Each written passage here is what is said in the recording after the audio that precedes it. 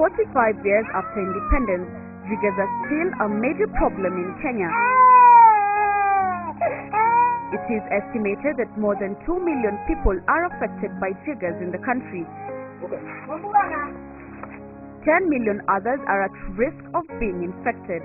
The jigger menace is all over the country, and no district can boast of having eliminated the menace. Even former President Daniel Arap Moi wonders what could have gone wrong that we still have jiggers in Kenya nearly half a century after independence. Where did we go wrong that jiggers can still torment people in the 21st century with such advancement in medical science? As the government strives to achieve its economic goals of Vision 2030, this small pest is proving a thorn in its side. Jigger infestation boils down to poverty and poor hygiene. Jiggers so small can bring untold suffering to victims.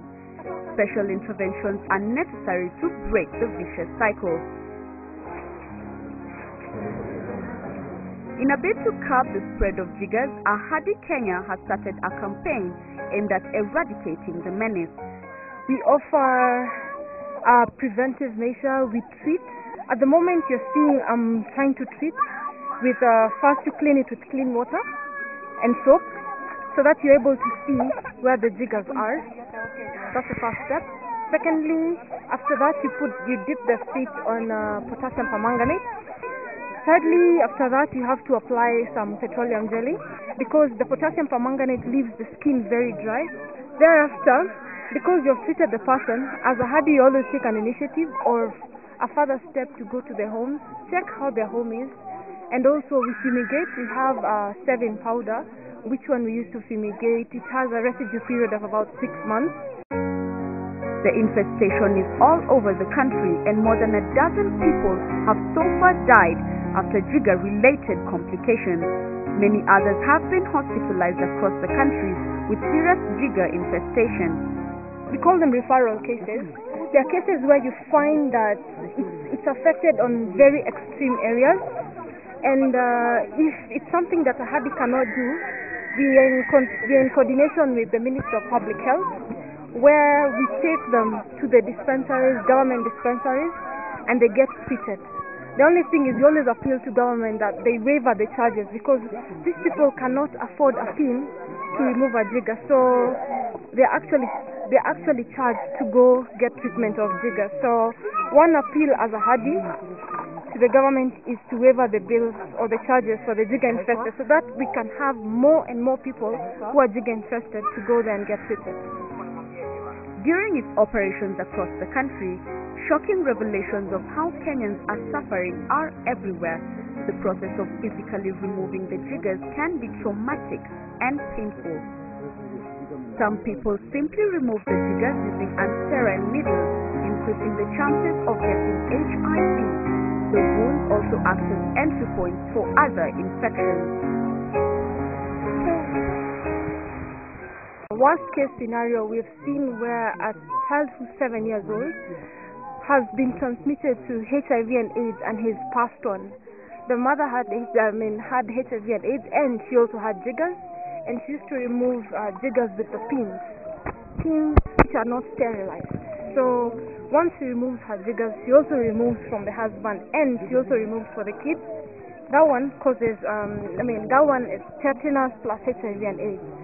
Also, we've seen in Kwale where we have a person who's commercialized jiggers. He's actually made it a business where children at the beginning of the term, they always have to go there and get removed, being removed jiggers with a metal bar, a very sharp metal bar. He actually removes it himself and he leaves them wide open. So as a Ahadi, we try and at least tell the people that we have a very polite method of removing jiggers, which is painless and pinless, and you can always get rid of jiggers without using any metal to remove it or a pin.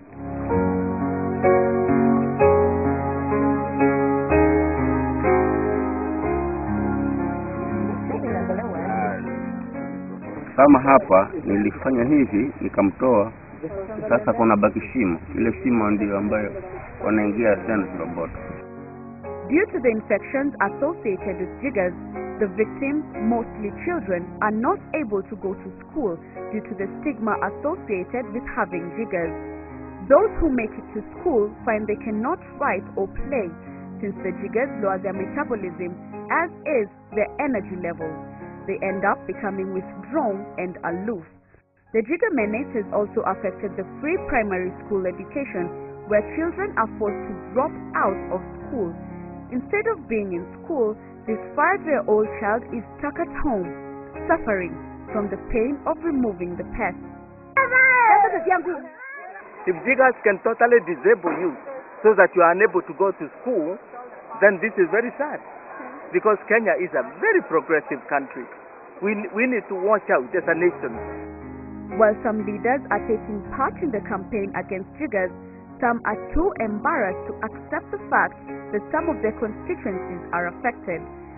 I'll urge the society to take it just like any other disease that we have, malaria, HIV and AIDS, tetanus. Just take it as any other condition we have, which is treatable, which is preventable, and if you have the awareness, spread it to the next person. Do not deny that we have the menace in the country.